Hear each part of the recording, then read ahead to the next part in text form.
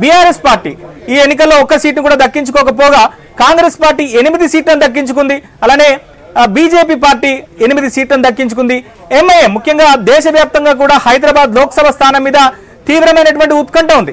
ఇక్కడి నుంచి బీజేపీ నుంచి పోటీ చేసేటువంటి మాధవీలత అందరి దృష్టిని ఆకర్షించింది. కానీ ఓట్ల విషయంలో ఆమె వెనుకబడ్డట్టుగానే మనం చెప్పుకోవచ్చు. సో ఎంఐఎం పార్టీకి కంచుకోటగా ఉన్నటువంటి హైదరాబాద్ లోక్సభ స్థానాన్ని మరోసారి భారీ మెజార్టీతో ఎంఐఎం నిలబెట్టుకుంది. అసదుద్దీన్ ఓవైసీ దాదాపుగా 3 లక్షల పైగానే ఆయన మెజారిటీతో ఇక్కడ ఈ స్థానంలో గెలుపొందినటువంటి పరిస్థితి ఉంది.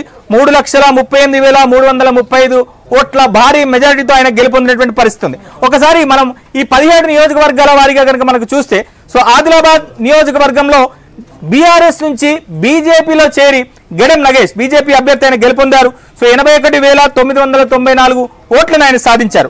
ఇక పెద్దపల్లి లోక్సభ నియోజకవర్గానికి వస్తే, సో వినోద్ తనయుడుగా ఉన్నటువంటి గడ్డం వంశీ ఆయన కూడా 1,19,101 ఓట్ల భారీ మెజార్టీతో గెలుపొందినటువంటి పరిస్థితి. ఇక అందరి దృష్టిని ఆకర్షించినటువంటి కరీంనగర్ లోక్సభ స్థానం బండి సంజయ్ బీజేపీ పార్టీ రాష్ట్ర మాజీ అధ్యక్షుడు బండి సంజయ్ కూడా భారీ మెజార్టీతో ఇక్కడి నుంచి గెలుపొందినటువంటి పరిస్థితి. 2,21,381 ఓట్ల భారీ మెజార్టీతో కరీంనగర్ నుంచి బండి సంజయ్ గెలిచారు. ఇక నిజామాబాద్ నుంచి రెండోసారి ధర్మపురి అరవింద్ ఇక్కడి నుంచి గెలుపొందారు. సో ఆయన కూడా మంచి మెజార్టీతో గెలుపొందినటువంటి పరిస్థితి ఉంది. మరోవైపు జహీరాబాద్ లోక్సభ స్థానానికి సంబంధించి సో బీఆర్ఎస్ నుంచి బీజేపీలో చేరినటువంటి బీవీ పాటిల్ ఈసారి గట్టి పోటీ ఇచ్చారు. సో చివరి నిమిషంలో కాంగ్రెస్ పార్టీకి సంబంధించినటువంటి అభ్యర్థి షట్కార్ మంచి మెజార్టీతో ఇక్కడి నుంచి గెలుపొందినటువంటి పరిస్థితి. 47,947 ఓట్ల మెజార్టీతో సురేష్ షట్కార్ కాంగ్రెస్ అభ్యర్థి గెలుపొందారు. ఇక మెదక్ లోక్సభకు సంబంధించి అందరి దృష్టి కూడా చాలా తీవ్రంగా ఉంది. ఎందుకంటే బీఆర్ఎస్ పార్టీకి సంబంధించి సో ఈ లోక్సభ ఎన్నికల్లో ఒక్క సీటును కూడా గెలవదనేటువంటి చర్చ అభిప్రాయం ఉండింది. కానీ మెదక్ నుంచి ఖచ్చితంగా బీఆర్ఎస్ పార్టీ గెలుస్తుందనేటువంటి కొంత ధీమాతో ఆ పార్టీ ఉన్నప్పటికీ కూడా సో తుది ఫలితంలో బీఆర్ఎస్ పార్టీ అభ్యర్థి 3వ స్థానానికి సరిపెట్టుకోవాల్సినటువంటి పరిస్థితి ఏర్పడింది. ఇక్కడి నుంచి బీజేపీ అభ్యర్థిగా ఉన్నటువంటి రఘునందన్ రావు సో భారీ మెజార్టీతో ఇక్కడి నుంచి గెలుపొందినటువంటి పరిస్థితి ఉంది.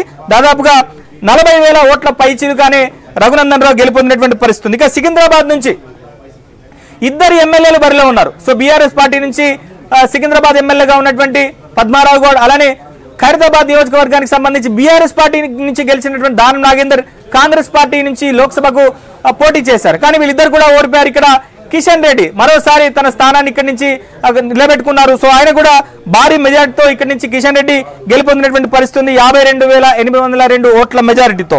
ఇక చేవెళ్ల నియోజకవర్గానికి వస్తే ఇక్కడ కొండా విశ్వేశ్వరరెడ్డి 1,50,000 ఓట్లకు పైచీలకు మెజార్టీతో బీజేపీ అభ్యర్థి కొండా విశ్వేశ్వరరెడ్డి గెలుపొందారు. సో మరోవైపు మహబూబ్ నగర్ సో ఈ మహబూబ్ నగర్ స్థానం కూడా చివరి నిమిషం వరకు కూడా కాంగ్రెస్ బీజేపీ మధ్య దోబూచులాడినటువంటి పరిస్థితి ఉంది.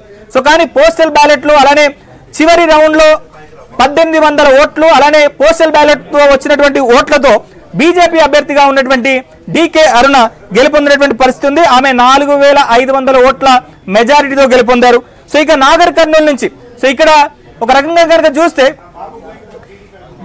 కాంగ్రెస్ పార్టీకి సంబంధించినటువంటి సీనియర్ నేతగా ఉన్నటువంటి మల్లు రవి సో ఆయన కూడా ఇక్కడ 79,182 ఓట్ల మెజారిటీతో గెలుపొందారు.